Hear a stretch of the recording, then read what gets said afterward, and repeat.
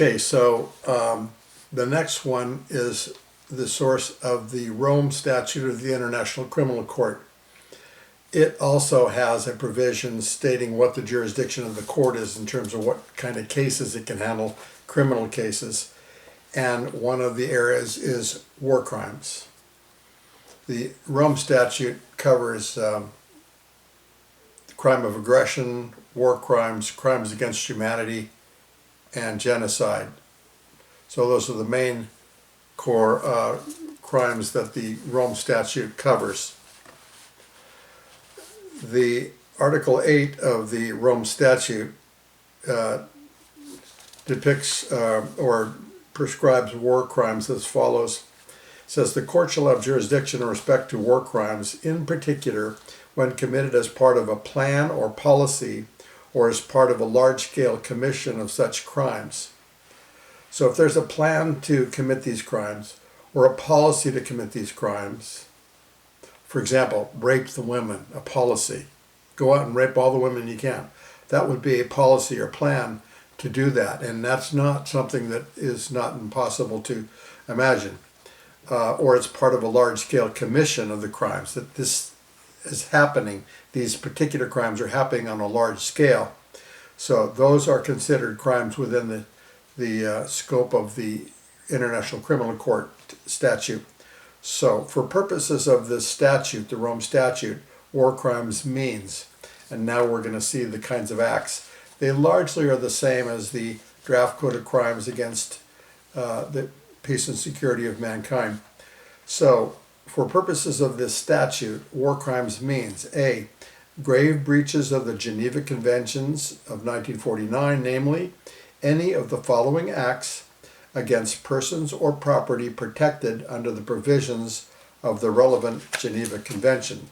So if any of these acts is done under anyone in the First Geneva Convention, Second Geneva Convention, Third Geneva Convention, or Fourth Geneva Convention, soldiers on land, soldiers and sailors at sea, prisoners of war, persons in occupied territory, if any of these acts happen to any of those in those categories, then it constitutes a grave breach.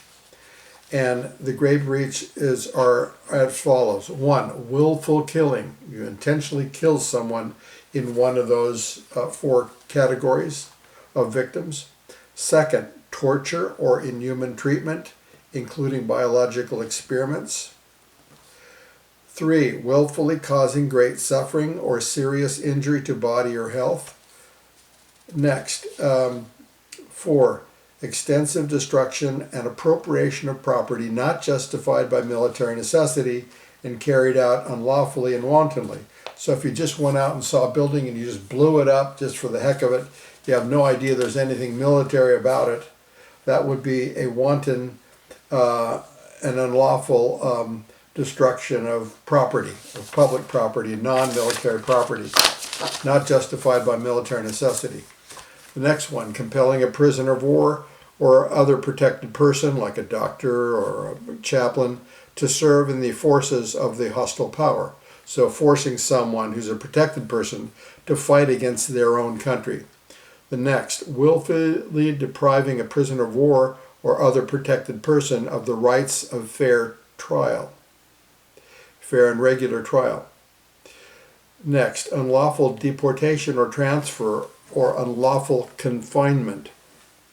So you take someone from the other side that you captured the town, you take civilians, you lock them in a garage or a closet. That would be unlawful confinement, not for military purposes. Taking of hostages. You can't take hostages to help protect you against the enemy. That's not permissible, using hostages as shields. Other serious violations of the laws and customs of war applicable in international armed conflict within the established framework of international law, namely any of the following acts. 1, intentionally directing attacks against the civilian population as such, or against individual civilians not taking direct part in the hostilities. Next, intentionally directing attacks against civilian objects, that is, objects which are not military objectives. You blow up the church where there's no military activity being conducted from there. That would be a violation. Non-military objects. Intentionally directing attacks against personnel, installations, material, units, or vehicles involved in a humanitarian assistance or peacekeeping mission in accordance with the Charter of the UN, as long as they are entitled to the protection given to civilian or civilian objects under international law. Next, intentionally launching an attack in the knowledge that such an attack will cause incidental loss of life or injury to civilians, or damage to civilian objects, or widespread, long-term, and severe damage to the natural environment, which would be clearly excessive in relation to the concrete and direct overall military advantage anticipated. That's the principle of proportionality again. Also, the attacks against dangerous forces such as nuclear plants, dams, other dangerous forces, oil wells, blowing up oil wells and letting the oil go all over the place. Those would be intentionally launching attack with widespread environmental damage, or burning down a forest. Okay, next, attacking or bombarding by whatever means towns, villages, or dwellings or buildings which are undefended and which are not military objectives. Next, killing or wounding a combatant who, having laid down his arms or having no longer a means of defense, has surrendered.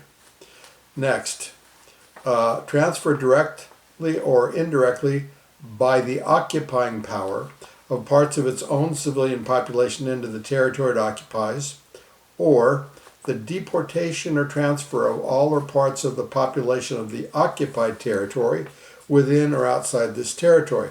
That's going on in the Ukraine. The Russians have been taking civilians, thousands of them, and taking them into Russia, deporting them into Russia. That is a war crime.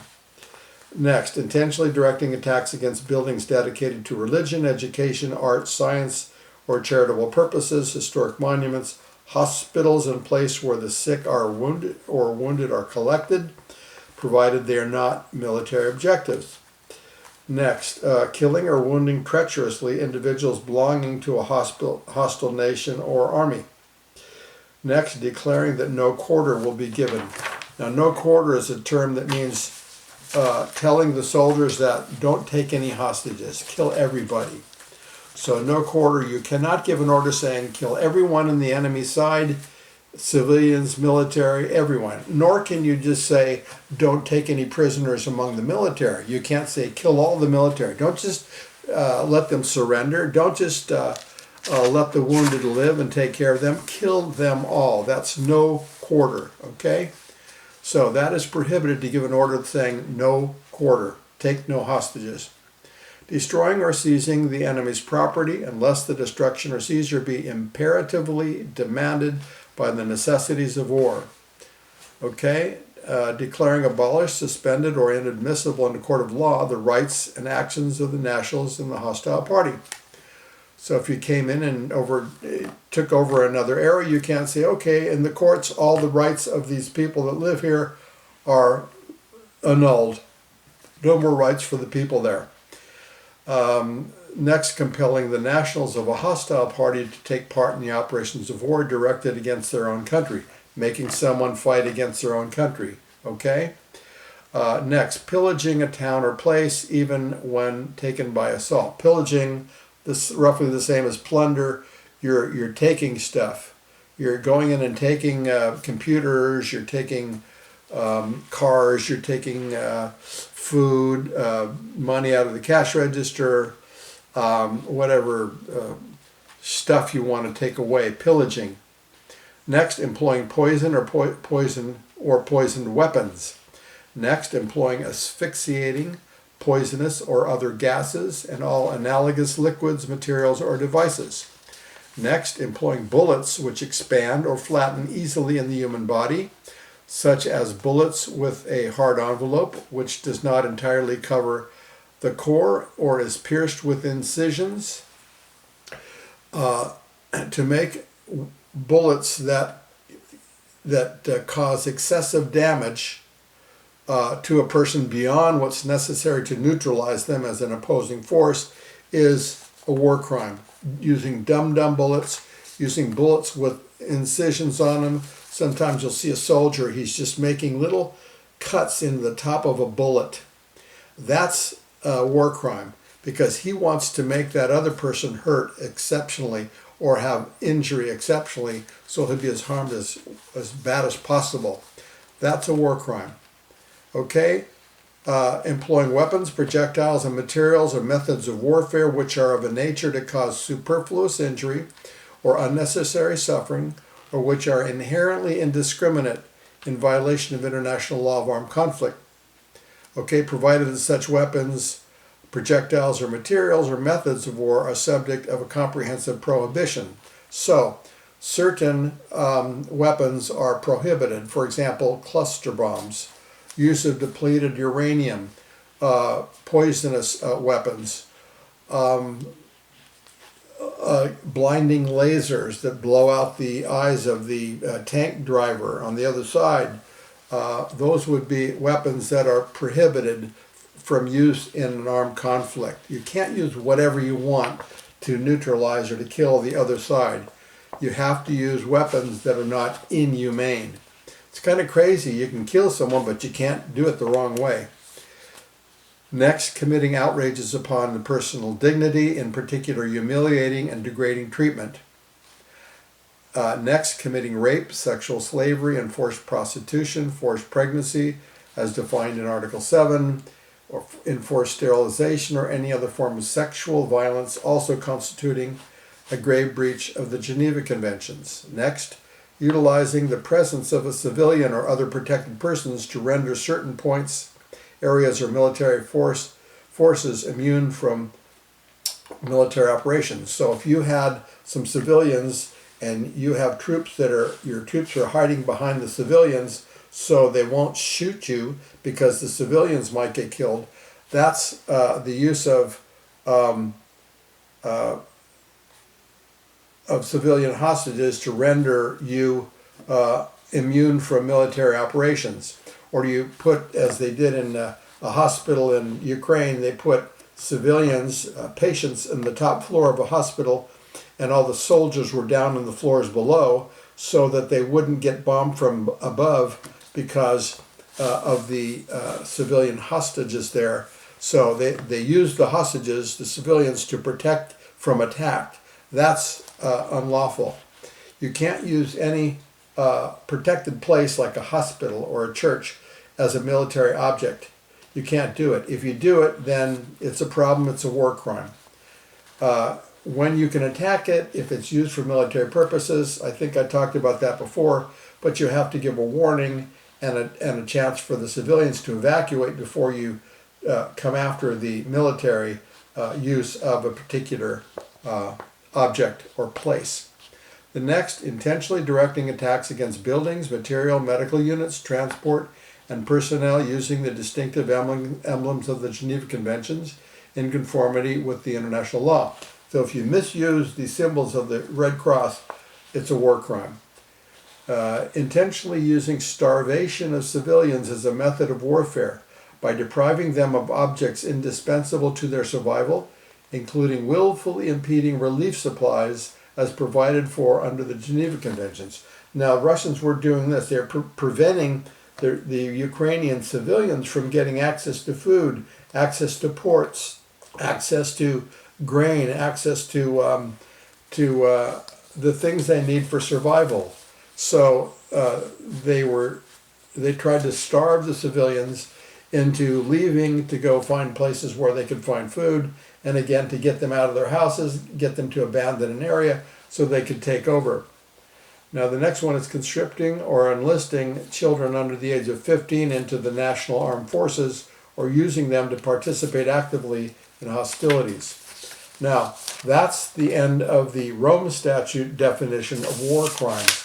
You see all of those acts that we mentioned are all war crimes under common law, the laws and customs of war, and in the Geneva Convention and in the Rome Statute. where as grave breaches they're considered international crimes.